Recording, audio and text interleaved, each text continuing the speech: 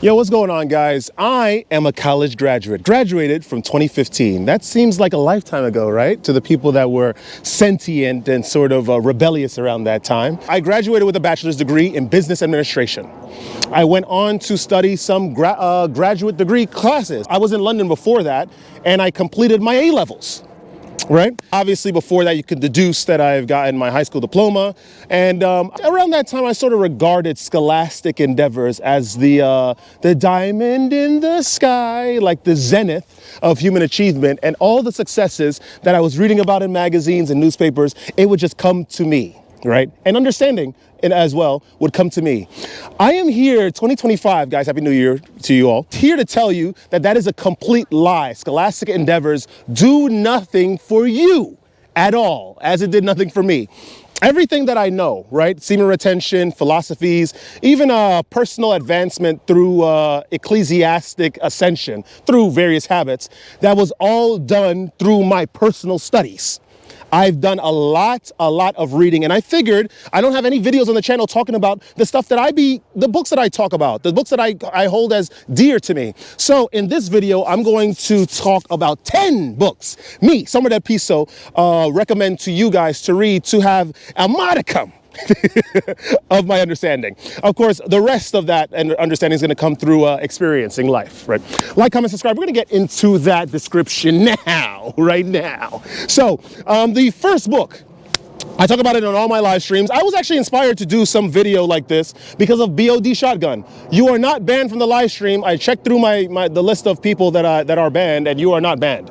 So I don't know why you're not able to speak in the chat, but it's weird. Anyway, I was inspired by BOD Shotgun because he used to come into the live streams when I first started live streaming on the channel, and he used to ask these random questions, but they were mainly talking about literature. Name 3 books, name 5 books, name 10 books, name 3 books, so on and so forth. So I figured, let me just talk about books that I hold dear. I'm going to give you a slight synopsis of what these books are about, and hopefully, if you guys read, you guys will pick up the books and get a little bit of inspiration, right? So without further ado, here we go, right? Here we go. Book number one, Empire by Jeremy Paxman. Who the hell is Jeremy Paxman? Jeremy Paxman, not only dual serves as an aging conservative author from England, right? He was also the host of the BBC Newsnight. He interviewed the likes of, I forgot, the CEO of Coca-Cola around the time that he was, he was within his tenure of being a host of the BBC Newsnight show. And he told the Coca-Cola CEO, he's like, this is how he went. Hey, hello guys, welcome to another episode of BBC Newsnight. I'm Jeremy Paxman, and I'm here with so-and-so. I forgot the guy's name. I actually met the CEO of Coke at the time when I used to work at this restaurant down in Red Hook. Fun fact. Anyway, he's like, yeah, I'm introducing this guy. Welcome to the show. Oh, I'm so glad that you have me here on this show, Jeremy Paxman. Jeremy Paxman's like, okay, first question. Why is there so much refined sugar in Coca-Cola? I was like, this guy's my hero. I looked him up, found out that he had a whole myriad of books that he's written. One including Empire. Empire is a wonderfully written book talking about the history of England. Not edited, non-humanitarian bits concealed, but everything shown to us in full measure. It starts with the privateering, how England used to use piracy or indirectly fund piracy in order to attack the Spanish, down to when China was given a lot of opium by the British Navy or Britain, just because they didn't accept them when Britain went sailing all the way across the sea to try to establish some negotiation with China. The book is genius. Empire. I must have read it like four times. A lot.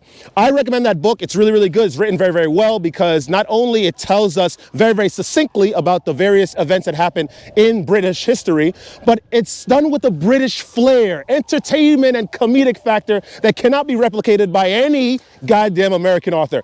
I'm telling you, this book is genius, right? This book is genius. The next book, right, that I'm going to give you guys as a recommendation, I talk about it loads on the channel, by Bret Easton Ellis, American Psycho.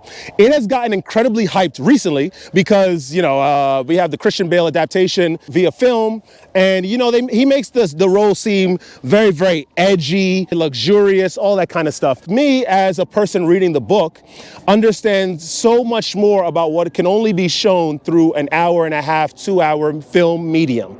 right? The book is incredibly genius. It is essentially, in my words, right? Synopsis coming.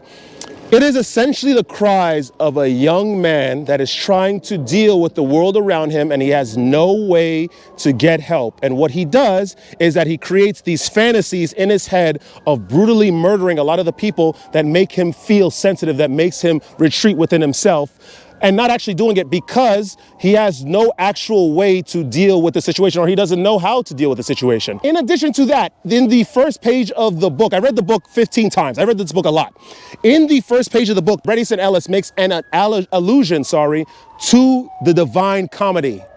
So we can now see the book as Patrick Bateman's, that's the main character's journey through the hell that is of 80s New York, and trying to deal with the various demons that are also caught in hell, trying to find humanity amongst them and failing miserably. I don't want to spoil the book for you guys, but that's essentially it. American Psycho, read it. It's so good. Of course, it is fiction, but you don't necessarily need to derive philosophies and very, very powerful ascending literature through nonfiction. You could find it anywhere. You just have to have the faculties open.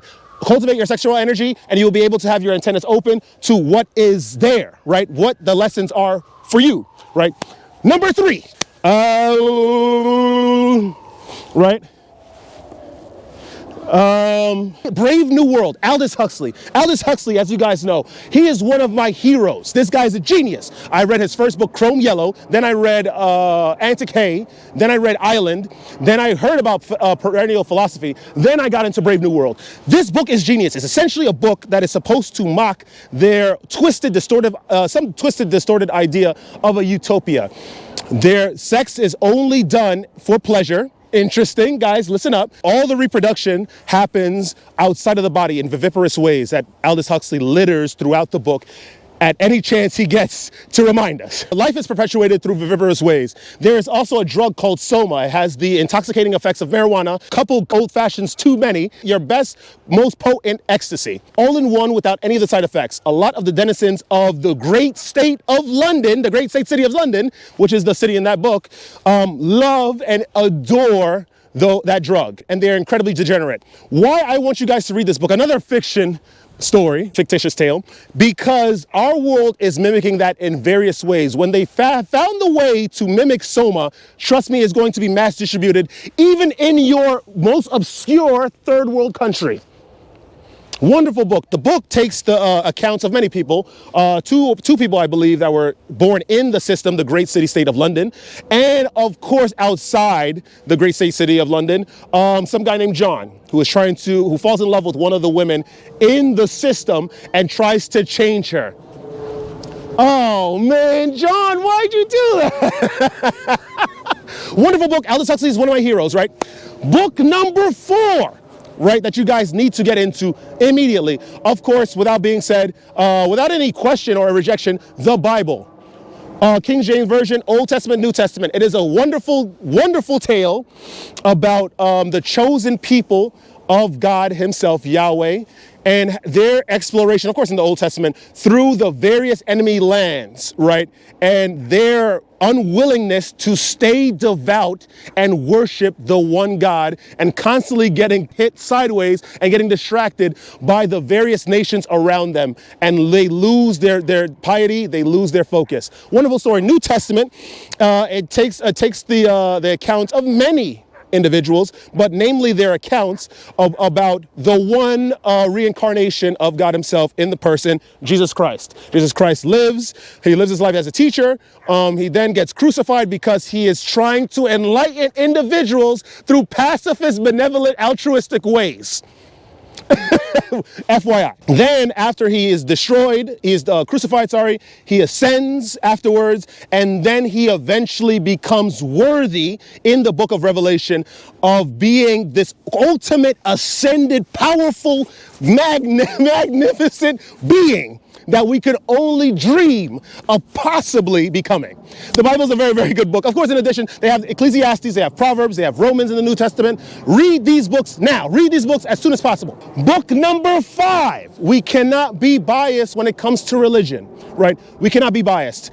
I'm going to tell you a very, very powerful book that you guys should read. One needs to read, if you have the time and the patience and the focus, the Tripitaka, the Pali Canon. What is that? Are you speaking English, hombre del piso? Well, I was just speaking Spanish, talking about my name. Pali Canon, that is all English, right? This is a wonderful account of Buddha through the world, right? He is learning about people. He's talking with various individuals. He is trying to teach various individuals. And of course, he gets into like some sort of Pharisee talk. We have individuals that come up to him and like, hey, Buddha, how can I ascend if I'm a physical person and I eat meat? And then Buddha destroys him with objective argument. And it is a wonderful, eloquent description of the realms above and the realms below and the beings that inhabit it. Read the Tripitaka, read the Pali Canon as soon as possible. Guys, get into that. Now, I'm telling you, you're not going to find it physically. And if you do, you're probably going to pay a pretty penny for it. And if you could afford it, and you could read it in English or the various languages that you guys speak and interpret, well, power to you. But what I recommend is getting it via PDF. I talk about a lot of this Buddhism on my channel, so go check it out. Book number 6, right? Book number 6, 1984, George Orwell. I was first introduced to the author, George Orwell, via 7th grade. I remember I read Animal Farm. Animal Farm was a really good book talking about the various levels of society. I believe like archetypes to some degree, personified by innocent farm animals. Very, very interesting stuff. But whatever, Animal Farm was still good. It's a great allegory for how life is run. But 1984 is even more powerful. It's the story of a man named Winston being born in a system, a very oppressive system that also broadcasts itself and projects itself as some sort of utopia, sort of like Brave New World, Aldous Huxley. Winston falls in love with a girl, and together they try to develop thoughts to rebel against the party. Unfortunately, they run into one of the most powerful, very most stark representations and officers of the party, O'Brien, and their life is flipped upside down. Maybe that was a spoiler, I don't know. But guys, read 1984. It's a really, really good book. I read it in its entirety in college on the day that I received the book. That's how good the book was. The book is genius. It is very, very genius. It also has an excerpt in there highlighting the party's plans for subjugation of the New World. Of course, this is all fiction, but remember, there is a lot of truth in jokes. There's a lot of truth in fantasy. Check it out. Read it quick. Quick. Where am I up to? I think I'm up to book number 7. Book number 7 or 6. I'm going to say 6. Book number 6, right? We didn't, no, I think it's 7. Book number 7, right? Look at the poor doggy. Hey, he's just so impressed by the goddamn logs, man. Book number 7. I got to think about this. Oh, easy. Divine Comedy. Dante Alighieri, the poor bloke. Well, after creating this book, before creating this book, he was kicked out of Lombardy, Italy because of his rebellious nature. He was so petty and so mad at the whole thing, and I would be mad too, that he wrote a book basically confining or designating punishments of various sorts to all of the people that has done him wrong and that he's observed doing wrong in places of power, government, and the church. The story also doubles as a story of ascension through hell, Inferno as he calls it, purgatory, and then Empyrean, right? He has a guide he has a guide in the lower realms. He has a separate guide in the higher realms, which was some girl that he used to love, Beatrice. And he learned so much, and we learned so much by reading this book because it's nuts. It's actually insane. If you do not know about Divine Comedy, I suggest you read it immediately. Read it. Divine Comedy, very, very good. Get the PDF file. Make sure it's the Divine Comedy. Don't get Inferno, because I think Inferno only encompasses Dante's journey with Virgil through Inferno. You need to get Divine Comedy. I have the physical copy with the Gustavdores illustrations. It's amazing. It adds a whole dynamic to the story, as illustrations usually do, right? As they do. Get Divine Comedy, guys. I'm telling you this right now. Book number 8. Book number 8 that we all need to be on to, Plato Republic. What the heck is this about? What is Plato? He's talking about all these classics. I want to hear the modern stuff. I want to hear the modern books. Book number 8, Plato's Republic. What is this book about? Plato, a poor philosopher. I think he believed, he also was Socrates as well. I don't know that for sure. You guys correct me in the comment section. Plato's Republic is a story about trying to be an individual in a world, or he calls it the guardian, being as objective as possible. He questions the idea and the reasoning behind morality. He questions evil. He questions sex. Everything. This book is genius. I read it 3 times, 2 or 3 times. I didn't read it much. Very, very good book. Read it if you guys sort of get lost and you want to ask yourself questions about the nature of the world. Don't go on your phone and ask your ex-girlfriend, or go into some public school and ask one of these converted super liberal teachers what the nature of life is, because they're going to give you a very diluted and poisonous answer. Go read these classics. They're here for us. They're here for us to consume. Seriously, read these books. Book number 9 that we need to read. This is interesting. It's another book. Oh my goodness. Okay. It's another classic. Not as classic as like the Aeneid or the Odyssey, right? But it is classic nonetheless. It is a very depressing tale, and it sort of gives you an insight into the world sometimes the situations that we're born in, without any sort of power on our end. The book that I'm talking about is written by Franz Kafka himself, The Metamorphosis. This book, when I read this a couple of times, it's a very, very short read, so you guys will probably get into the same thing. It is the unfortunate, fictitious, I may add, tale of a soul that's providing for his family, right? Financially, emotionally, and everything. He is suddenly taken over by some sort of situation. Maybe it was the dark and twisted whims of the goddamn Franz Kafka. And Gregor Samsa, which is the main character, is slowly devolving into some bug. He loses, the story is just an account of him slowly losing his touch, slowly losing his mind, slowly losing his taste, slowly losing his sight, slowly losing his balance, as he tries to cope and hold his family dear, but he cannot, because he is under the whims, the very, very evil whims of Franz Kafka. Hate it. I like the book. I don't like that it was this poor, fictitious soul created from the imagination of Franz Kafka, subject to this torment. It sucks so much, man. It sucks so much. It's a good book, but it just sucks. It just sucks. It really is just a really, really sad tale. Sorrowful story. Seriously. Read the book. You guys are going to know what I'm talking about. I don't know. I have the antennas to sort of feel for stuff like that. It just sucks, man. It just really, really sucks. Number 10, the final book. It's so cold. It's so cold. Ow. Macbeth. William Shakespeare. It's a poor tale. I'm going to tell you guys right now, because it will maybe open your eyes to the possible manipulation and powers of women. Macbeth is a soul that was, first of all, already tormented with believing that he deserved something that he didn't necessarily work for. Entitlement. It will destroy us all. It will destroy the liberals here. It will destroy the rest of the world if we continue propagating this mindset. Macbeth believed that he was owed the throne or something like that. I forget what it was. And Lady Macbeth, his goddamn wife, saw a goddamn opportunity, manipulated the poor bloke, had him go on this rampage of murder, and then he just gets ended by Macduff at the end, promptly.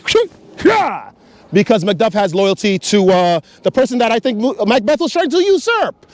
It's a tale, it's a play, but I think it's a wonderful play that talks about the evils that come about when one opens themselves to the ways of manipulation. From all sides. Be careful. Be very, very careful. I'm going to give you guys some extra books too, because I'm feeling a little saucy. I love books. I really do love literature. So I'm going to give you guys a couple more things to read. Let's see. Fiction as well. It's a very, very old tale for kids, really. Treasure Island.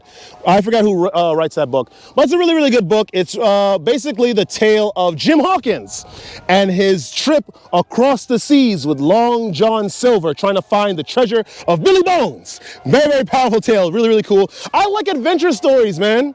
And I like to see people evolve. I like to see people grow. That book really grew on me. In 7th grade, when I was entering 7th grade, we had a summer reading project where we had to do something artistic with the book that we read, Treasure Island. I decided to create an entire comic on an oak tag. It's a huge oak tag detailing the sequence of events that occurred within Treasure Island. It was so good. I had, it was a talk of the town hall meeting that happened every Wednesday. And it was cool. I had a little 15 minutes of fame in the high school that I went for that. Middle school, high school that I went for that. So read it. Treasure Island is really, really good. I want to give like something very, very profound. I'm trying to find something really good. Oh, whoa. Last book for sure. This one inspired me. I like it. It's going to be from this author, Herman S. You guys, okay, hearing Herman S. He's going to talk about Siddhartha. That's a really good book, but I already told you about the Pali Canon, right? So you read that, you're going to get a lot about Buddhism. Of course, Herman S. takes a more personal account of Siddhartha, which is the Buddha, the most recent Buddha, that is, and how he sort of converted from very, very rich man to a person that went in poverty in order to understand the nature and the machinations of the universe. But we're not going to talk about Siddhartha. We're going to talk about an even more powerful book that is underrated and unseen by many people from this guy. It's not Steppenwolf either. Steppenwolf, it's okay. We are talking about Magister Ludi, the glass bead game. What the heck is that about? It is about this character, Knecht. I don't know how to say it. It's German, the name, Knecht. And basically, it is a story about a kid that is incredibly gifted, and he gets invited to this special school in order to study the secrets and the esoteric nature of the glass bead game, which is some game even Herman S. can't even explain it. He's the one who created the goddamn thing, right? In the end, Hey, he's like, I like the book too. Even in, I think at the end of the book, or during the book, Net is just sort of going through these various situations. He also learns, which is so powerful, I'm so happy that I get to end it on this. Growing up in a secret school that taught also only special individuals about the glass bead game, is that as he sort of walked the road, or walked in life in public with regular individuals, he came to a conclusion. He realized that secret knowledge should not be hidden. Let me repeat, he said esoteric knowledge like the glass bead game or ways of ascension should not be hidden and should not be only for a specific few. He said all knowledge should be for everyone, indiscriminate of background, race, color, creed, religion, or anything. What ends up happening, I'm sorry, I'm going to spoil the book. He dies, right? He unfortunately does not get to realize this truth, unfortunately. But this is a very, very powerful book. I'm so glad I get to end it on that. I basically did 12 books, not 10. But I love this book so much because that is a very, very powerful lesson. We are in a world mired by belief systems, right? Controlled by secret societies that are in their little groups, little circle jerk groups of drinking blood, eating whatever they eat. They only keep secret esoteric knowledge to themselves. And Knecht teaches us, Herman S., because he's the progenitor of this fictitious character, he teaches us that secret knowledge should not be hidden.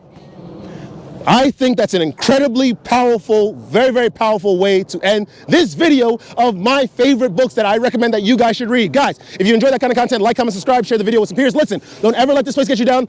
We are in the mire, like I said, right? Of various belief systems that are meant to subjugate and separate the individual from their personal sexual energy in order for them to ascend and look at the world in a very, very powerful, objective way in order to be benevolent for all souls. We need to find a way to be able to gain that vision. How do we do that? Maybe listening to this video and reading the 12 books that I mentioned here. They're all very, very good. They have helped me immensely, seriously. And I will continue to talk about any other pieces of literature that I will come across that I will find helpful for you guys as well. I am freezing my fingers off. Too bad this bits of knowledge can't give me a physical warmth, but I'm just being a little ignorant. I'm just being a little silly. I could really wear these gloves. Anyway, guys, stay radiant, man. I'll see you guys in the next video. Woo!